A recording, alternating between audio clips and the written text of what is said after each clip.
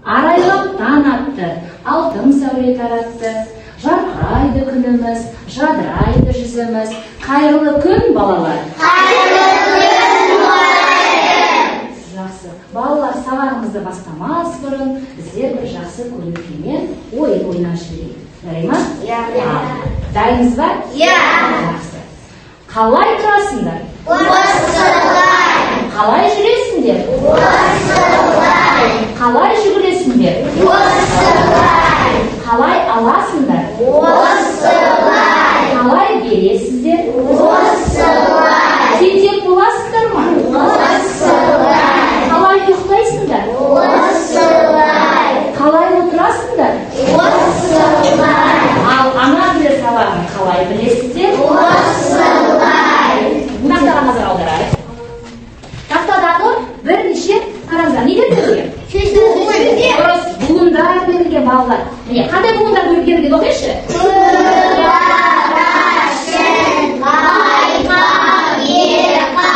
Осы буындардан сөз қалай айту керек?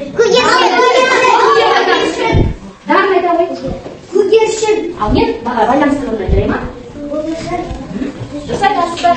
Көгершін. Бүгінгі біздер Алматы қаласына өз үлесімізді қосайық. Біздер де алма ағашын отырғызуға осы Алматы қаласына өз үлесімізді қосайық. Жарай ма?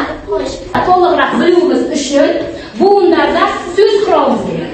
Міне, мына буындар берілген, бірнеше буындар. Осы буындардан сөз құрастырамыз.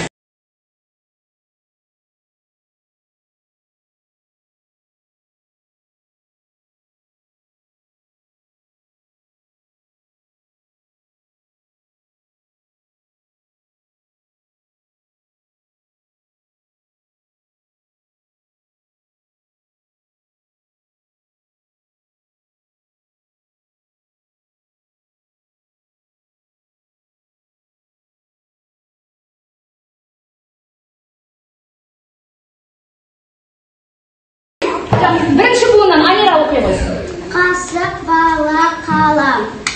Сіз жақсы құрастырды, сол үшін сіздерге. Екінші топтан Нұрмағамбет оқи қой. Мына қойыңдашы болады. Қалам, бақа, қайық. Өте жақсы, дұрыс жазғандар. Өте жақсы. Келесі үшінші топ. Оқиын, Айнара оқи қой.